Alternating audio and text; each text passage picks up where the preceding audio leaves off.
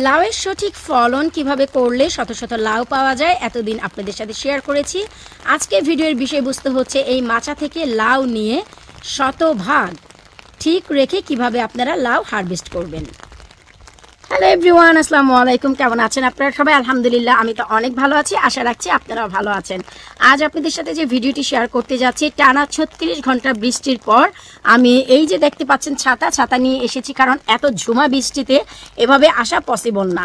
তো আজকের যে ভিডিওর বিষয়বস্তু সেটা হচ্ছে যে আমরা লাউ এত পরিমাণ মাচাতে পেয়েছি আর খেয়ে শেষ করা যায় না। তো আমরা তো কিছু না কিছু ঠান্ডার জন্য বা পরবর্তী বছরের জন্য প্রিজার্ভ করব, তাই না? আমি তো তাই করি। এক বছরের লাউ আমি পরের বছরও খাই, 2023-এর লাউ 2024-এ খেয়েছি। তো কিভাবে আপনারা এই লাউটি শতভাগ যেমন গাছের ফ্রেশ তেমনই রাখতে পারবেন, আজকের ভিডিওর বিষয়বস্তু তাই থাকছে। তো চলেন সবার শুরুতে কোন লাউটি আমরা আজকে হারভেস্ট করব সেটা আপনাদের সাথে একটু শেয়ার করি।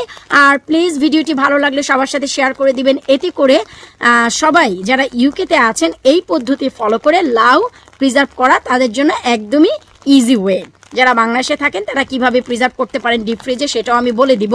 আর যারা ইউকেতে আছেন তারা এই পদ্ধতিটি অবশ্যই ফলো করার চেষ্টা করবেন। আর ভিডিওটি শুরু থেকে শেষ পর্যন্ত দেখবেন প্লিজ। বৃষ্টির ভিতরে ভিডিওটি করতে যাচ্ছে, A to Z দেখলে আপনারা বুঝতে পারবেন। ওই যে লাউটি দেখতে পাচ্ছেন আমার গাছে এখনো পর্যন্ত আলহামদুলিল্লাহ আল্লাহর অশেষ মেহেরবানিতে বেশ কয়েকটি লাউ ঝুলছে মেন গার্ডেনে, এই যে খাওয়ার উপযোগী। তো এখন আমি যে লাউটি কাটবো, এই যে হাজারি লাউ, এই লাউটি আমি কাটবো কারণ এই লাউয়ের বীজ আমি অলরেডি করে ফেলেছি। সো এই লাউটি থেকে আর বীজ করব না। আমি হচ্ছে গাছের এই যে লাউ দেখতে পাচ্ছেন এই লাউটি কাটবো। আর এত বেশি বৃষ্টি হচ্ছে যে আপনাদের একটু যে কাছে গিয়ে আমি দেখাবো, আমি চেষ্টা করি যে বৃষ্টির ভেতরে ও ছাতাটা একটু নিয়ে। ওই যে দেখেন এই যে লাউটি, এই লাউটি এটা হচ্ছে ডার্ক গ্রিন যাকে বলে হাজারি লাউ, আমাদের দেশি হাজারি লাউ। আমার নিজের হাতের বীজ থেকে এটা লাগানো। গত বছর আমার যে লাউ হয়েছিল সেই বীজ থেকে আমি হাজারি লাউ এই যে এটা লাগিয়েছি। এখন হচ্ছে আমি এই যে লাউ, এই লাউটি এই লাউটি আমি কেটে নিব। আসলে বৃষ্টি তো তাই এমন হচ্ছে। তো চলেন শুরুতে এই লাউটি আমরা কেটে নেই। এই তো আলহামদুলিল্লাহ লাউটি আমি কেটে নিয়ে এসেছি। লাউটি কেটে আমি আমার বাচ্চাদের সুইমিং পুল সেখানে রেখেছি। আসলে এক হাতে ক্যামেরা আর এক হাতে আমার ছাতা, যে কারণে আমি লাউটি কাটা আপনাদের সাথে শেয়ার করতে পারলাম না।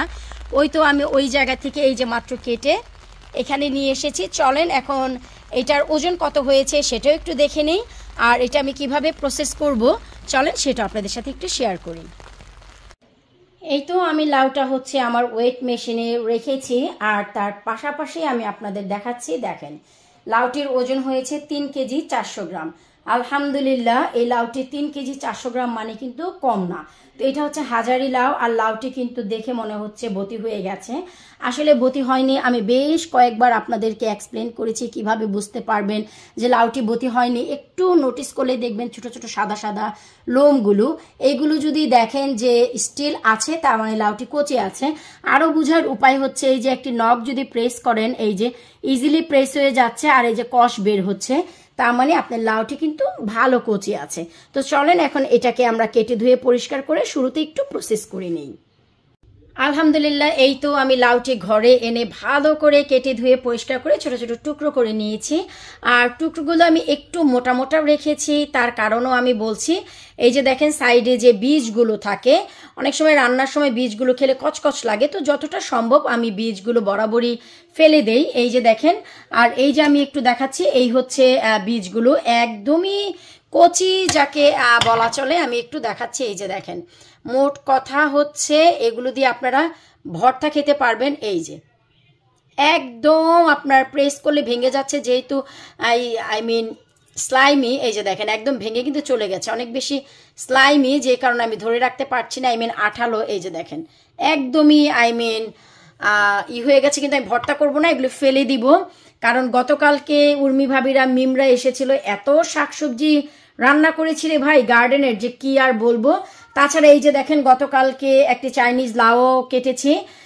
আমি হচ্ছে হাফ নিয়েছি, মিমকে হাফ দিয়েছি আর উর্মি ভাবিকে হাফ দিয়েছি। এই যে দেখেন এটাও গতকালকেই বিকেলে কেটেছি। তো কত খাবো রে ভাই, কত আর খাওয়া যায়। তবে এটা আমি ভাজি করে আজাদকে দিয়ে দিব। তো এখন চলেন এই যে লাউগুলো আপনারা যেমন দেখতে পাচ্ছেন ঠিক তেমনই আপনারাও রাখতে পারবেন।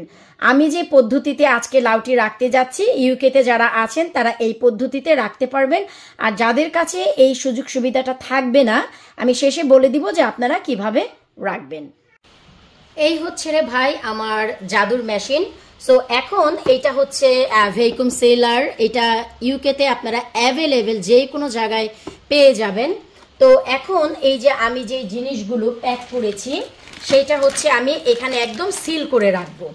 এই যে দেখেন, একদম সিম্পল আমি ভ্যাকুয়াম সিলারের এক্সট্রা ব্যাগ পাওয়া যায়, এই ব্যাগগুলোর ভিতরে আমি যে দেখেন ভরে নিয়েছি। এখন খুবই সিম্পল ওয়েতে এই যে আমি এই জিনিসটা এখানে দেব, দিয়ে আমি এই জিনিসটিকে বসিয়ে জাস্ট প্রেস করে দিব। এখন হচ্ছে আমি এটাকে ভ্যাকুয়াম সিল করব। এই যে দেখেন, যখনই ভেক হবে এরকম করে সাথে সাথে এই যে আমি সিলে প্রেস করে দিচ্ছি, এতে করে দেখা গেল যে ভ্যাকুয়াম হওয়ার পর এটা সিল হয়ে যাবে।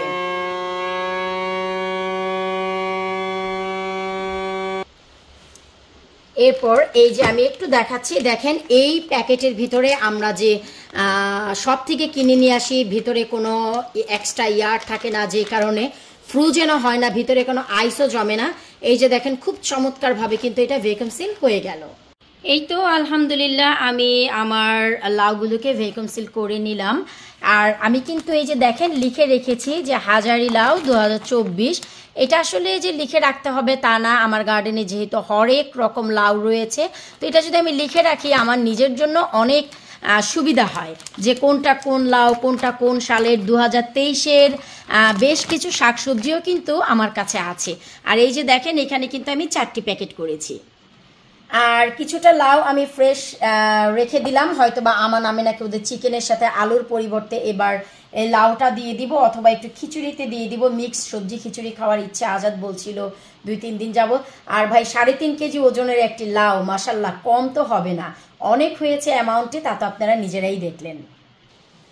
বৃষ্টি আর ঠান্ডার ভিতরে লাউ তুলে প্রিজার্ভ করার মজাই অন্যরকম দেখলাম। এটার এক্সপিরিয়েন্সও একটু অন্যরকম ভাই, ঠান্ডাও লাগছে আবার বৃষ্টির ঝুমঝুম শব্দ। তো এই যে দেখতে পাচ্ছেন এর ভিতরে কিন্তু এক্সট্রা কোনো ইয়ার নেই। এখন যদি আপনারা ডিপ ফ্রিজে রাখেন এটা ইটের মতো শক্ত হয়ে যাবে। আর এটা শক্ত হওয়ার পর দেখতে কেমন আমি আপনাদের একটু দেখিয়ে দিচ্ছি, যেহেতু এটা এখনো ফ্রোজেন হয়নি। তো এমন কিছু ফ্রোজেন আমি নিয়ে আসি যেটা হচ্ছে ভ্যাকুয়াম সিল করা আছে। তো চলেন আমরা একটু পার্থক্যটাও বুঝে নেই। এই যে দেখেন আমি আমার কোরবানির মাংসগুলোকে যে ভ্যাকুয়াম করেছিলাম, এই যে, তো আমরা যদি নর্মাল করি ভিতরে অনেক হাওয়া বাতাস থাকে, তো এই যে দেখেন ভ্যাকুয়াম করার পর ভিতরে এক্সট্রা কোনো হাওয়া বাতাসও জমবে না। আর এটা হচ্ছে একদম খুব সুন্দর করে শক্ত হয়ে যায়। এই যে দেখেন আপনারা দেখলেই কিন্তু বুঝতে পারছেন ভিতরে কোনো এক্সট্রা বরফ কিন্তু জমে না। সো আমার যখন লাউটি বরফ হবে, ফ্রোজেন হবে, তখন ঠিক এমনই শক্ত হয়ে থাকবে।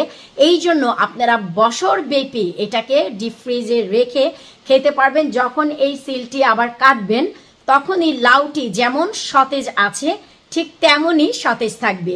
এই জন্যই আমি হচ্ছে আমার গার্ডেনের লাউ, বেগুন, সিম আর করলা এই 4টি জিনিসকে সতেজভাবে ডিপ ফ্রিজ করার জন্য আমি এবছর প্রথম এই ভ্যাকুয়াম সিলারটি কিনলাম। ইউকেতে যারা আছেন তাদের জন্য অ্যাভেলেবেল, কিনে নিতে পারবেন। বাংলাদেশে যদি চান কেউ ভ্যাকুয়াম সিলার কিনতে পারেন। তাছাড়া আপনারা যদি যাদের কাছে এটি নেই, আমি আপনাদের বলে দিচ্ছি আপনারা নর্মাল জিপলক ব্যাগে যদি কোনো জিনিস রাখেন তার ভিতর থেকে এক্সট্রা যে হাওয়া সেটা বের করে নেবেন। এখন বলবেন যে আপু এক্সট্রা হাওয়াটা কিভাবে বের করব? এই যে দেখেন শুধু এই যে ভিতরে আমি একটু লাউয়ের খোসা নিয়ে এসেছি আপনাদের বোঝানোর জন্য। এটাকে শুধু একটু এভাবে প্রেস করে ধরে এই যে দেখেন এটা ঠিক এভাবে পাল্টে নিয়ে আসলেন। এটার ভিতর থেকে এক্সেস হাওয়াটা যখন বের হয়ে যাবে জাস্ট আপনারা মুখটি বন্ধ করে এই যে এখন খোলেন, দেখেন এটার ভিতরে কিন্তু কোনো হাওয়া নেই। ব্যাস, এই যে দেখতে পেরেছেন সবকিছু কিন্তু একত্রিত হয়ে গেছে, কোনো হাওয়া কিন্তু নেই। দেখেন 2টি প্লাস্টিক কিন্তু লেগে আছে। তো আপনারা এটা করতে পারেন। এই যে দেখেন হাওয়া কিন্তু নেই কোনো, এটাও ইটের মতো শক্ত হয়ে যাবে। আর যাদের কাছে জিপলক ব্যাগ নেই তারা যে কাজটি করতে পারেন সেটা হচ্ছে নর্মাল প্লাস্টিক ব্যাগে রেখে হাওয়াটি ঠিক এভাবেই বের করে টাইট করে গিট দিবেন। ট্রাস্ট মি, গত বছর আমি এভাবে রেখেছি। 2024-এ 2023-এর লাউ খেয়েছি, কেউ খেয়ে বলতে পারিনি যে এটা হচ্ছে আমার 1 বছর পুরানো লাউ।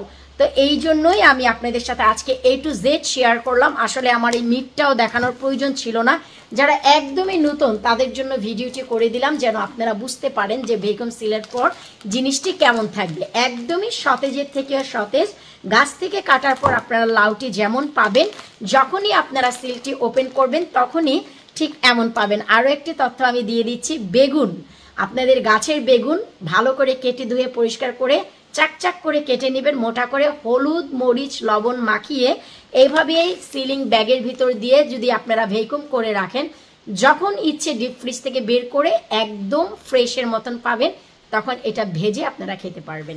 যদিও তার পার্সোনাল ভিডিও আমি করব, তাও আমি মুখে বলে দিলাম। বিদায় নিচ্ছি আজকের মতো, পরবর্তী ভিডিও দেখার আমন্ত্রণ জানিয়ে আল্লাহ হাফিজ।